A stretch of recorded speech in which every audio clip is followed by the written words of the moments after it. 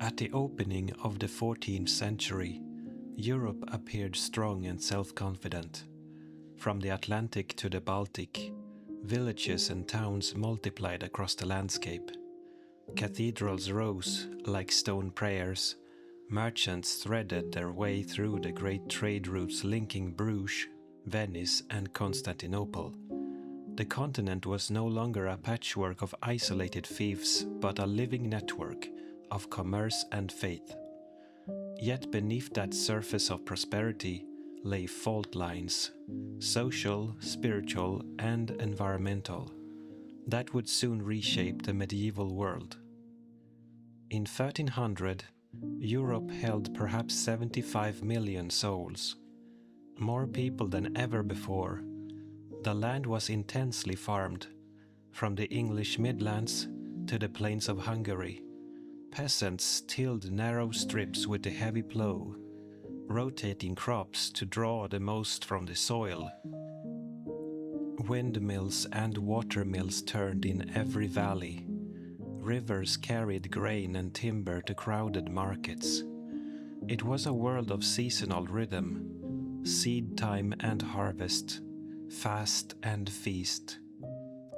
And most people never traveled more than a day's walk from home. Still, the boundaries between regions were more porous than they had been in centuries. Pilgrims walked to Santiago and Rome. Italian merchants sold cloth in London and silver in Prague. The world was opening. Across Europe, kings sought to turn personal rule into lasting institutions. In France, Philip the Fair and his heirs extended royal justice and taxation, pulling nobles and bishops into a centralized state. In England, Parliament was taking shape as a regular assembly for law and finance. The Holy Roman Empire, stretching from the North Sea to the Alps, remained a mosaic of duchies and bishoprics. Its emperor a negotiator rather than an absolute monarch. To the east, the Kingdom of Poland and the Grand Duchy of Lithuania were expanding, while the Teutonic Knights pushed Christian frontiers toward the Baltic. In the Iberian Peninsula, Castile, Aragon, and Portugal had driven Muslim power into Granada, and their ports buzzed with Atlantic commerce. Each realm had its own laws and tongue, but the Latin Church bound them within a common civilization. Religion was the axis of daily life. Bells marked the hours, and the year was a wheel of holy days. The church was everywhere, its priests teaching, its monks copying, its bishops judging. The papacy in Rome still claimed authority over all Christendom, and few doubted its moral power. Yet the very breadth of that power bred tension. Kings resented papal taxes. Thinkers at Paris and Oxford asked how reason fit with faith. It was the beginning of a long dialogue between belief and knowledge that would shape Europe's future. Beneath the cathedrals and courts lived a society of layers.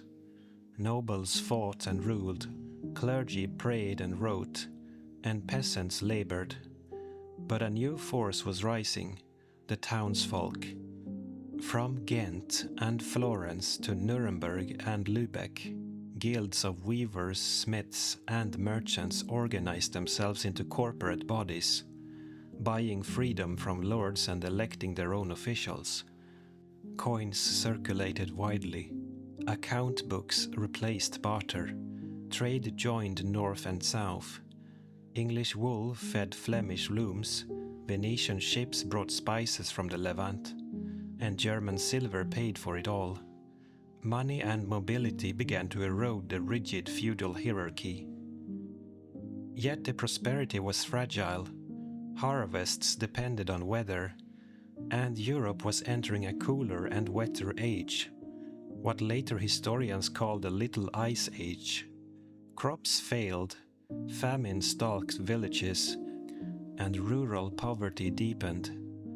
The population that had grown so quickly pressed hard against the limits of resources. In some regions, forest was cleared to the mountaintops. In others, soil was tired and thin. People began to move, to towns, to foreign armies, to new fields in the east. Movement brought contacts, and contacts brought disease. The stage was set for crisis. Communication and travel were faster than ever before. Post riders carried letters for kings. Universities shared books and ideas. The Italian ports teemed with Greek and Arab merchants. Marco Polo's tales of China had circulated for a generation, and maps were growing crowded with new coasts. Europeans were beginning to see themselves as part of a larger world, though they did not yet know how large. In art and thought, the spirit of the 14th century was already shifting. The Gothic style soared toward heaven, but its artists were experimenting with light and perspective. Scholars in Oxford and Paris discussed motion and mathematics in ways that anticipated modern science.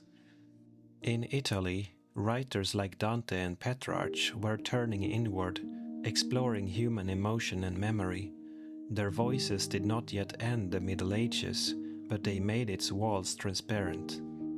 Thus stood Europe around 1300, fertile, faithful, ambitious, and unaware of how delicate its balance had become. Kings strengthened their crowns, merchants expanded their markets, artists sought new light, but storms, political, religious, and natural, were gathering beyond the horizon. The century to come would test every institution of the old order and prepare Europe for a new age of power and thought. At the turn of the 14th century, religion was still the cement that held Europe together. Nearly every soul in Christendom was baptized, buried, and judged under the sign of the cross. But the church that had once stood unchallenged now faced rivals not in faith but in power. As kings and emperors built bureaucracies and counted taxes, the popes struggled to remain above worldly politics, and increasingly failed to do so. In 1309, Pope Clement V left Rome for Avignon in southern France, beginning what later ages called the Babylonian captivity of the papacy. For nearly 70 years, the popes ruled from palaces on the Rhone rather than from St. Peter's. The city was safer, richer, and close to French protection, but also close to French influence. To many Italians, the move symbolized corruption and weakness. Rome fell into ruin. Pilgrims turned away, yet Avignon glowed with wealth and splendor. Frescoes by Giotto's followers, grand banquets, the hum of clerks copying decrees. It was an earthly court for a heavenly power. The Avignon era coincided with the rise of monarchies that no longer bowed easily to Rome.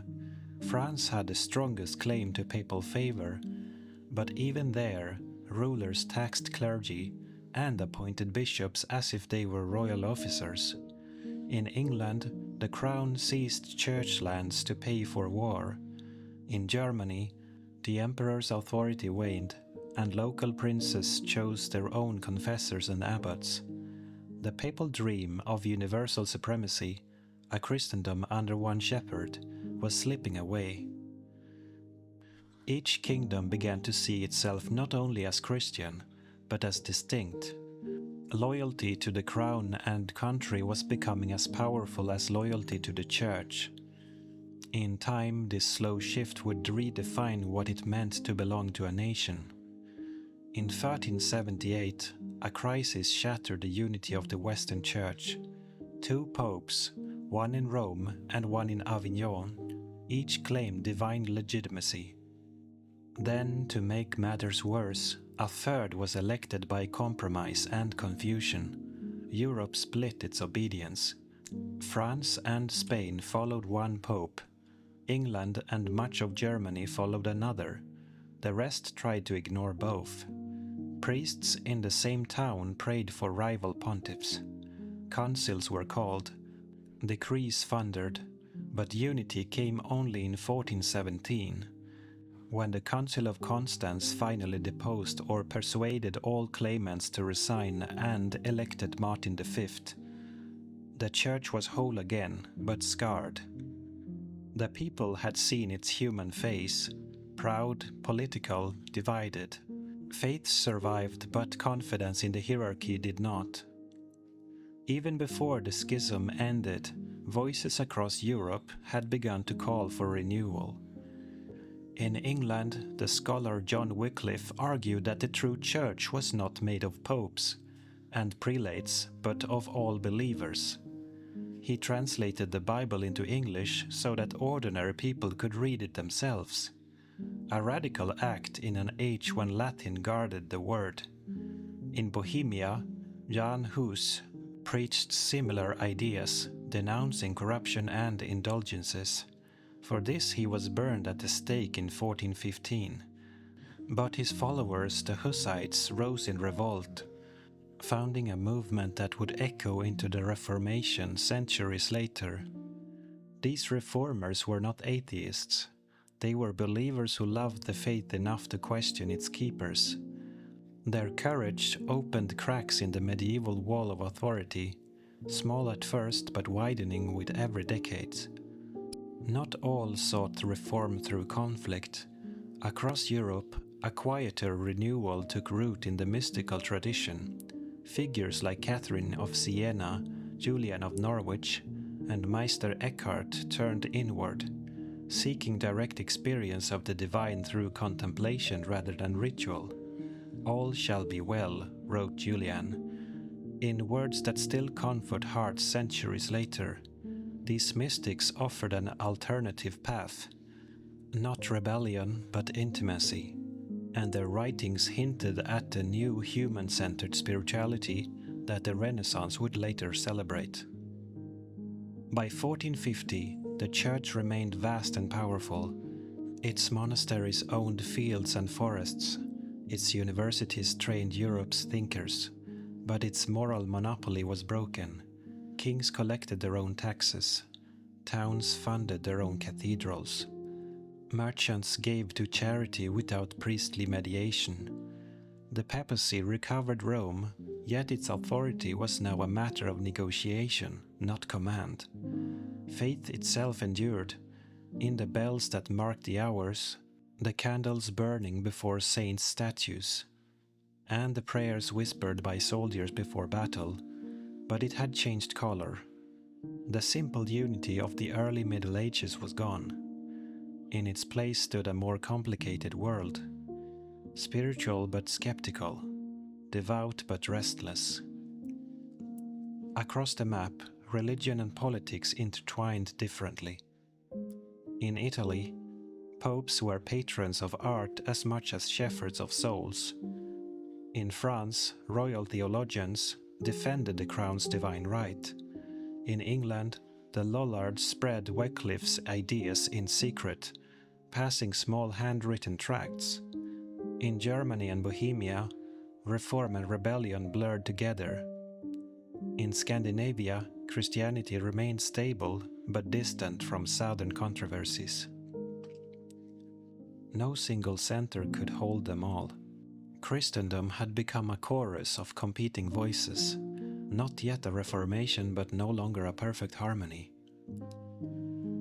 The decline of papal authority did not destroy Europe's faith, it transformed it. The church that entered the 14th century as an empire of spirit emerged from the 15th as one institution among many, still sacred but now sharing the stage with monarchs, merchants, and thinkers. And as its power receded, a new kind of curiosity was awakening. People would soon look to nature, to art, and to themselves for meaning. By the late 14th century, Europe's battlefields no longer resembled those of its ancestors. The age of the mounted knight, gleaming in armor and bound by chivalric oath, was fading into memory. The new century would see armies of men who fought not for honor, but for pay.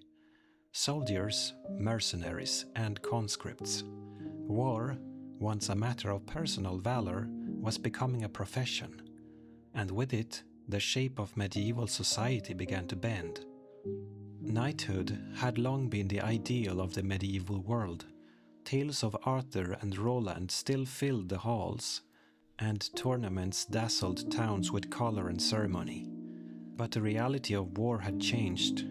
Crossbows, longbows, and gunpowder rendered heavy armor less decisive. A peasant with a bow could slay a noble from a distance. Courage alone could not close the gap. In France and England, the long conflict later called the 100 Years' War revealed the limits of the old order. Mounted charges fell to disciplined archers. Castles yielded to siege cannons. Captains learned to plan battles rather than charge into them. Honor was no longer enough. Logistics, money, and morale decided who would rule. The cost of war grew beyond what nobles could personally fund. Kings now needed treasuries, accountants, and permanent armies. Out of this need emerged the mercenary companies, professional soldiers who fought for whoever paid them. In Italy, the condottieri became infamous, men like Sir John Hawkwood, who sold his sword to Florence one year and Milan the next. Their banners fluttered across the plains of Lombardy, and their loyalty was measured by gold. These companies brought order and devastation alike.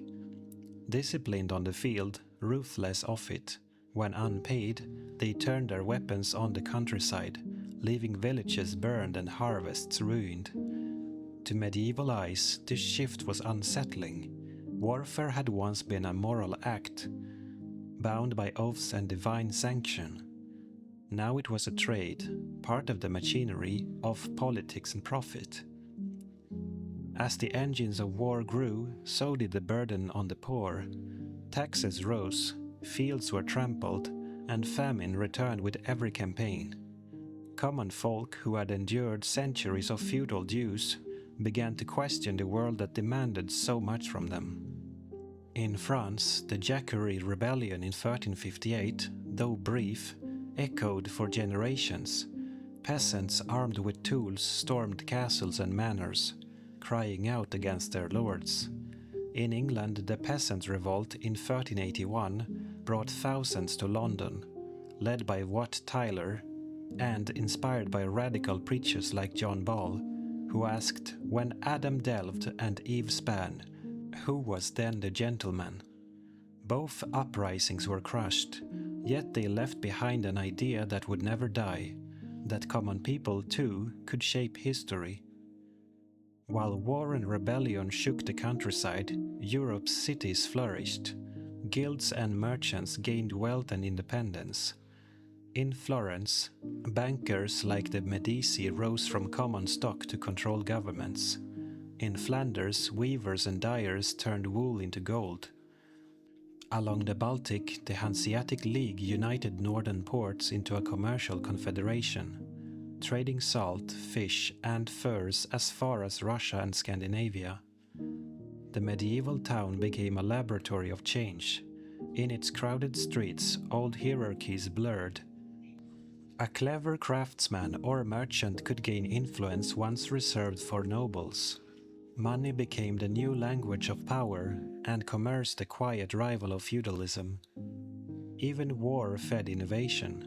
Gunpowder, first imported from China through the Islamic world, reshaped the battlefield.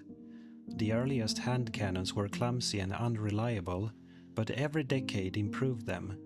Siege warfare transformed. High walls, once impregnable, were now targets for iron balls.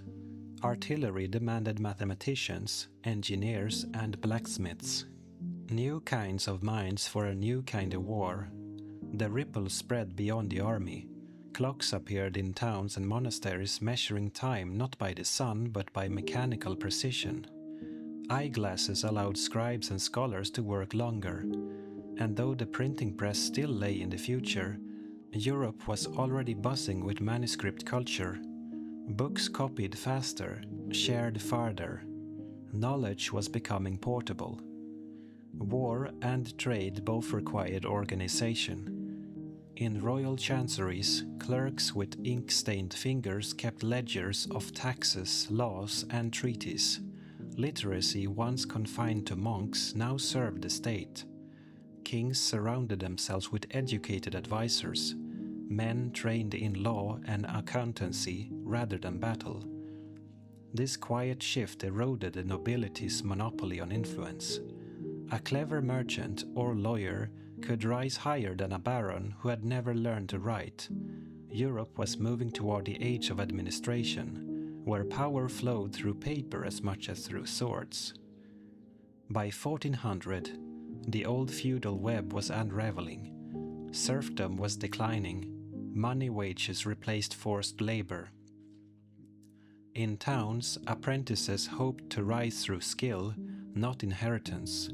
Education was spreading, carried by friars and universities alike. Yet for all its progress, medieval society remained uneasy. The wounds of war, plague, and famine lingered. Fields lay empty where villages had died out. City gates closed early against beggars and strangers. Even in its renewal, the continent bore scars. The early 15th century was a time of contradictions, cruelty and creativity, despair and discovery. The knight and the monk still stood as symbols of honor and faith. Yet merchants and thinkers were now the true architects of Europe's future. The next generation would inherit a world of new horizons, one that had learned, through blood and toil, that change could no longer be stopped. By the middle of the 15th century, Europe was beginning to hum again. The long storms of famine, war, and plague had not destroyed civilization. They had transformed it. In many regions, the population began to recover. Abandoned lands were tilled once more, and the pulse of trade, silenced for a generation, beat with new rhythm. The map of power was changing. No longer dominated solely by feudal lords of crusading kings, Europe was now ruled by merchants, financiers, and ambitious city-states. The rebirth of commerce and learning was already underway, though few yet called it a renaissance. After the disasters of the 1300s, the early 1400s brought a slow but steady revival. Villages rebuilt, and markets reopened. Farmers adopted new methods, mixing crops, breeding sturdier animals, and trading surplus grain in nearby towns. Wages rose as labor grew scarce, and peasants who once had no freedom could now negotiate or move to where they were better paid. This quiet social revolution undermined what remained of serfdom. At the same time, trade routes knit Europe together more tightly than ever before. Ships sailed from the Hanseatic ports of Lübeck and Hamburg to London and Bruges, carrying timber, fish, and iron. From the Mediterranean came spices, silk, and glass. Italian merchants dominated this flow, not only buying and selling, but inventing systems of credit and banking that let money travel without gold ever changing hands. The Florentine florin became as trusted as the coin of any king. Nowhere was this energy more visible than in Italy, where city-states like Venice, Florence, Genoa, and Milan stood as small worlds unto themselves. Fiercely independent, fabulously wealthy, and endlessly ambitious. Venice, mistress of the Adriatic, ruled an empire of sea routes and colonies. Her fleets carried goods from Constantinople to Flanders, guarded by galleys bristling with cannon. Florence, set inland on the Arno, became the financial heart of Europe. Its banking families, the Medici, the Strozzi, the Bardi, financed kings and popes alike. Genoa rivaled them on the western seas, trading with North Africa and the Levant. Milan, strong in arms and industry, forged its fortune in metal and silk. Each city-state was both a marketplace and a stage for art, politics, and intrigue. Rivalry between them fostered innovation in governance, architecture, and ideas. In this world of wealth and motion, a new way of thinking began to stir, a fascination with humanity itself. Scholars rediscovered long-neglected manuscripts of ancient Greece and Rome, copying them by hand in clear, elegant script. Latin, once confined to the church, became the language of poetry, philosophy, and history. Men like Petrarch, Boccaccio, and later Bruni and Alberti looked backward to understand the present. They called this pursuit humanitas, the study of what it means to be human. Art, too, began to change. Painters experimented with perspective, giving depth to walls that had once been flat with saints and halos. Sculptors turned marble into living flesh. Cathedrals no longer reached only toward heaven. Palaces celebrated earthly beauty. This shift did not yet end the Middle Ages. Monks still prayed, and pilgrims still walked, but it marked a quiet turning inward. Faith remained, yet reason and curiosity began to share the stage. Beyond Italy, monarchs were learning to rule not only by birthright but by bookkeeping. In France, Charles VII restored unity after decades of war and built the first standing army paid by the crown.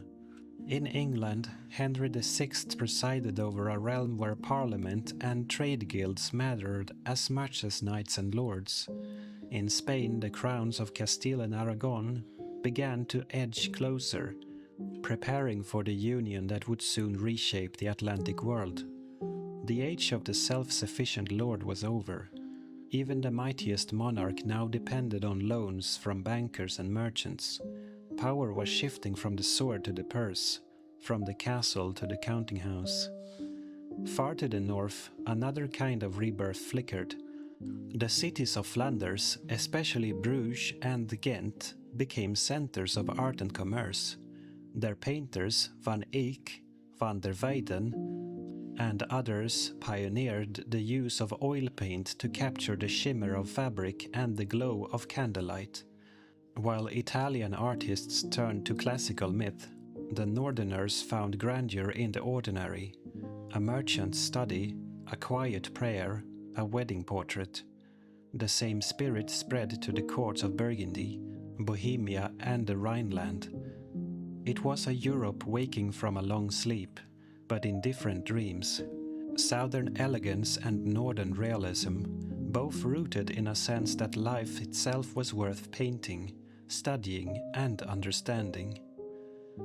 Commerce pushed Europeans farther than they had gone in centuries. Sailors from Portugal crept along the coast of Africa, searching for gold and a route to the Indies. Genoese and Venetian merchants still crossed the eastern Mediterranean, meeting Arab traders in the markets of Alexandria and Damascus.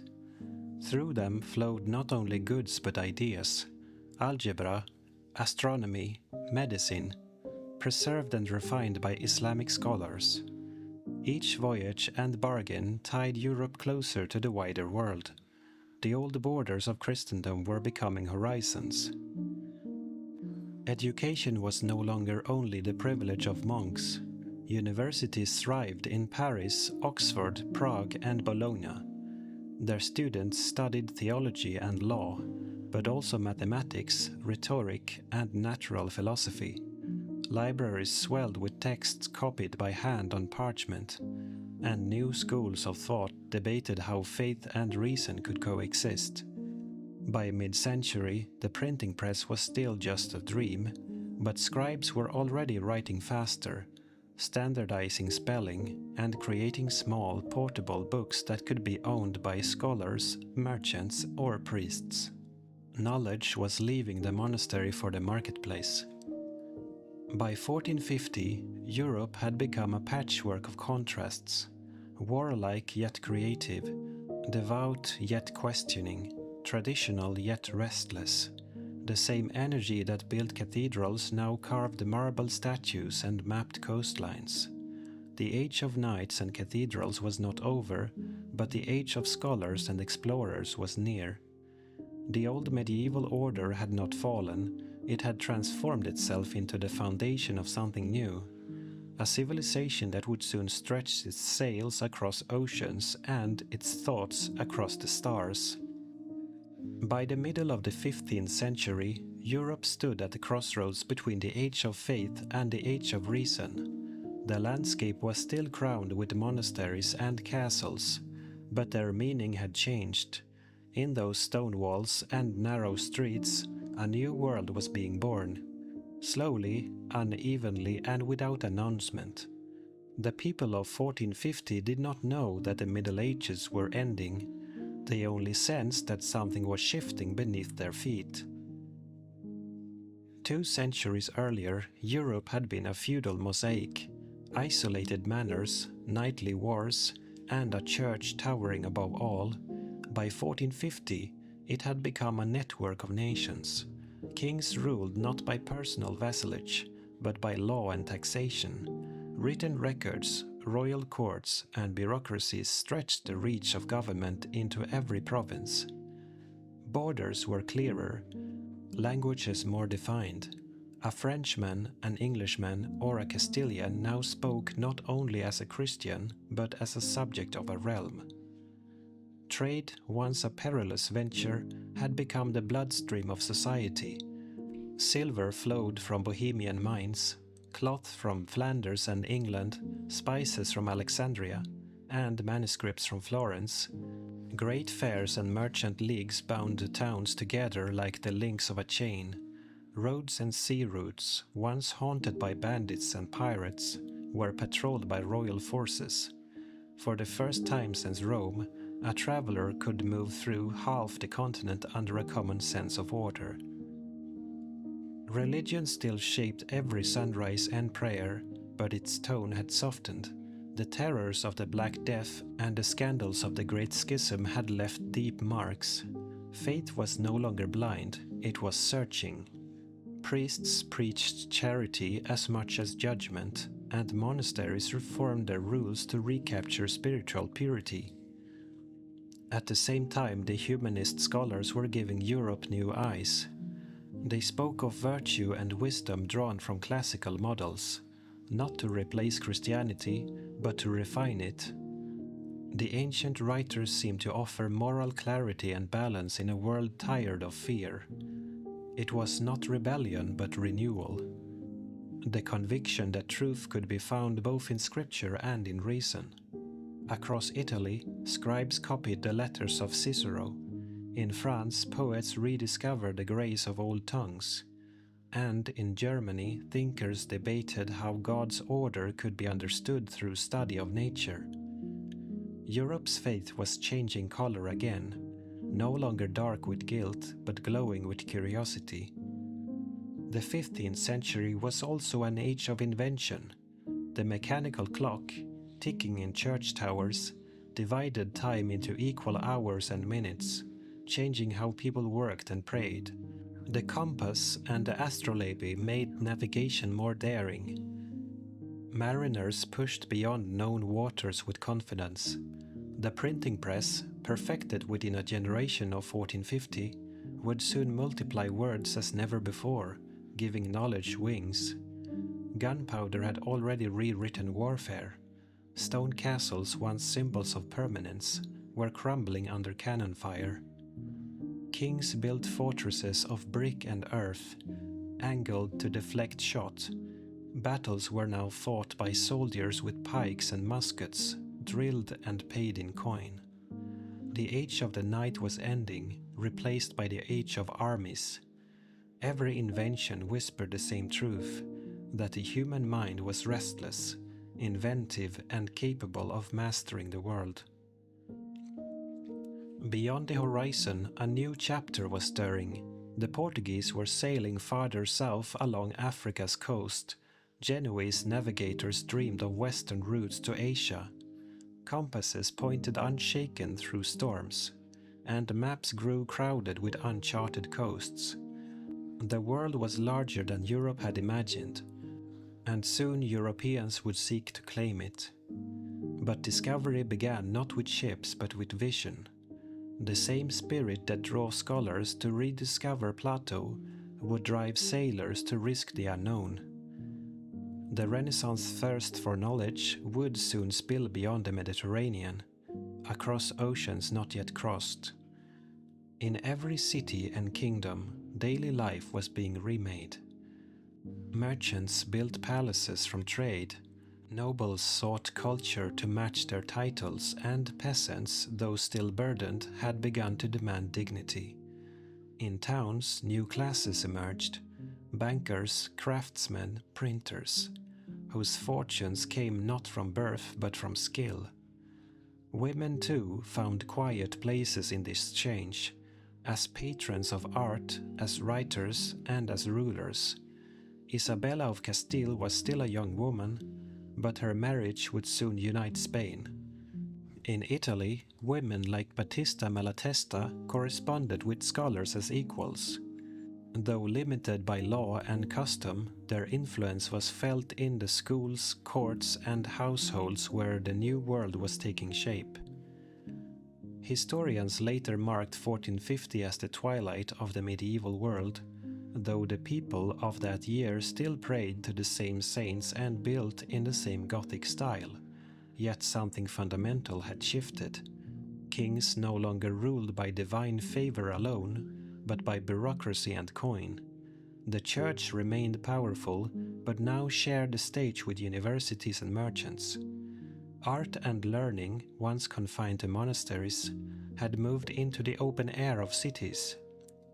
The continent had endured famine, plague, and war, and from those crucibles emerged resilience.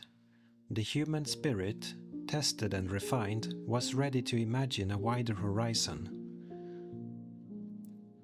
As bells rang across Europe on a spring morning in 1450, they marked not only another day of prayer, but the dawn of a new age that would change everything.